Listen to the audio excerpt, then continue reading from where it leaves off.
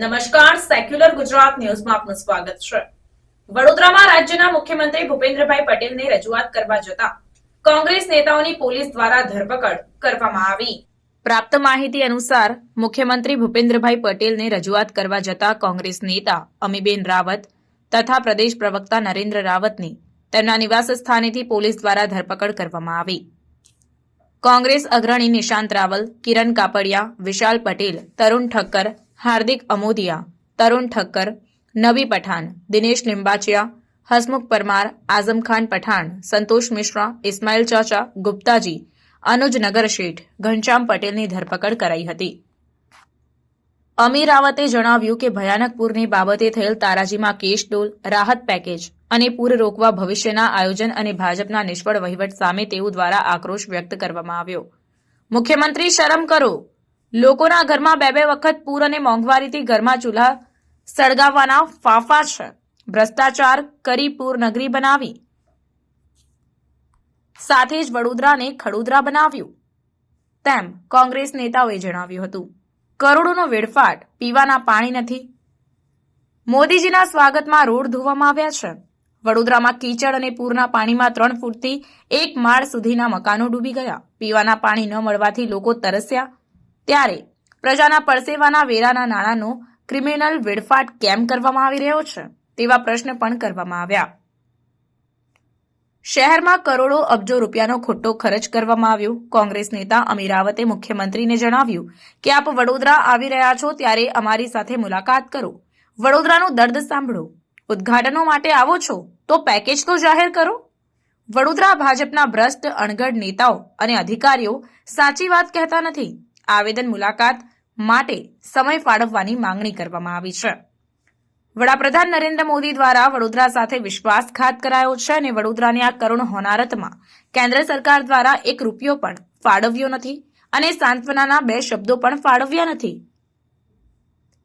અમે પૂર બાબતે તેમને પત્ર લખ્યા છે તેમ પણ જણાવ્યું હતું। આ સાથે જ વધુમાં ઉમેર્યું કે વડોદરા ભાજપના નેતાઓના ભ્રષ્ટ વહીવટથી 30 વર્ષથી પૂર આવે છે અને વહીવટી તંત્ર બહેરું છે, નિષ્ફળ છે।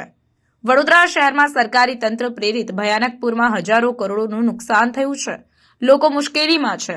30 વર્ષના શાસનના વડોદરા ભાજપના નેતાઓએ અધિકારીઓ સાથે મળી વડોદરાને વિકાસમાં પાછળ ધકેલી અવિકસિત ગામડું કરી દીધું છે। વડોદરાનો વિકાસ અટકી ગયો છે, ત્યારે આ બાબતે બે વખત ભાજપના નેતાઓને વડોદરાની બદતર હાલત માટે જાહેરમાં જવાબદાર ઠેરવ્યા છે। વડોદરામાં 30 વર્ષમાં 15 વખત પૂર આવ્યું, જેમાં આ વખતે વડોદરામાં બે વખત જુલાઈ અને 26 ઓગસ્ટના રોજ પૂર આવ્યું હતું અને ભરપૂર તારાજી સર્જાઈ હતી। સરકારનું ડિઝાસ્ટર મેનેજમેન્ટ જેવું કશું હતું જ નહીં। લોકો ભગવાન ભરોસે 3 રાત અને દિવસ સુધી પાણી, ખોરાક કે દવાઓ વગર ટળવળતા રહ્યા, જેમાં 24 લોકોના કરુણ મોત અને હજારો નિર્દોષ જાનવરોના મોત થયા। આમ વડોદરાનું તંત્ર નિષ્ફળ થયું છે। લોકોને કેશ ડોલ કે ઘરવખરી અને વેપારીઓને થયેલ નુકસાન તેનું વળતર ચૂકવ્યું નથી। લોકોની સાથે ક્રૂર મશ્કરી જેવી કેશ ડોલ 300 રૂપિયા અને લાખોનું નુકસાન થનારને ફક્ત 5000નું વળતર ચૂકવવાની જાહેરાત પણ તેની પણ ચૂકવણી થઈ નથી। અમારી માંગણી છે કે આ ચૂકવણી વહેલી તકે કરવામાં આવે। વડોદરા માટે સરકાર રાહત પેકેજ જાહેર કરે, લોકોને થયેલા નુકસાનનો સર્વે કરી પૂરેપૂરું વળતર તાત્કાલિક ચૂકવવાની માંગણી કરવામાં આવી। વિશ્વામિત્રી માટે પૂર રોકવા 1200 કરોડની જાહેરાત કરી, પણ બે વખત પૂરમાં ડૂબેલા માટે કેટલા કરોડ ફાળવ્યા? લોકોને પ્રથમ પૂરમાં ફૂટી કોડી પણ ચૂકવાઈ નથી, કોઈ જાહેરાત પણ નથી। લગભગ 25,000 કરોડથી વધારેનું નુકસાન થયું છે।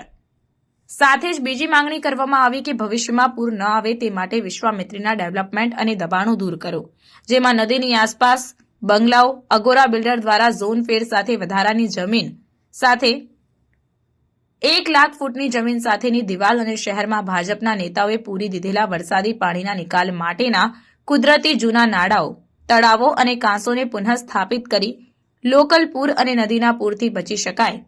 ભાજપના નેતાઓએ ઝોન ફેર કરી જમીનો લઈ કરોડો રૂપિયા બનાવ્યા છે અને દબાણો કરી નદીને નાની ગટર બનાવી દેવામાં આવી છે। ઝોન ફેર રદ કરો, તેના બાંધકામો દૂર કરો।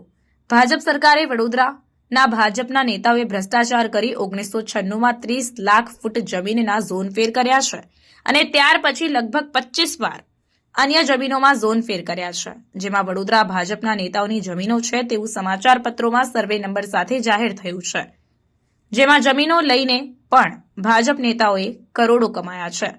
ભ્રષ્ટાચાર માટે ઝોનફેર કર્યો તેની સિટિંગ જજ પાસે જ્યુડિશિયલ તપાસની માંગણી અને તેનાથી લાભ મેળવનાર નેતાઓ, બિલ્ડરો અને જવાબદાર તમામ અધિકારીઓ સામે કાયદાકીય પગલાં લેવામાં આવે અને ઝોનફેર રદ કરવામાં આવે અને તેના બાંધકામો દૂર કરવાની માંગણી કરાઈ છે. રિપોર્ટ નઝીર શેખ સાથે cameraman Arif Sayed, secular Gujarat news, Vadodara. Updates માટે જોતા રહો સેક્યુલર ગુજરાત ન્યૂઝ.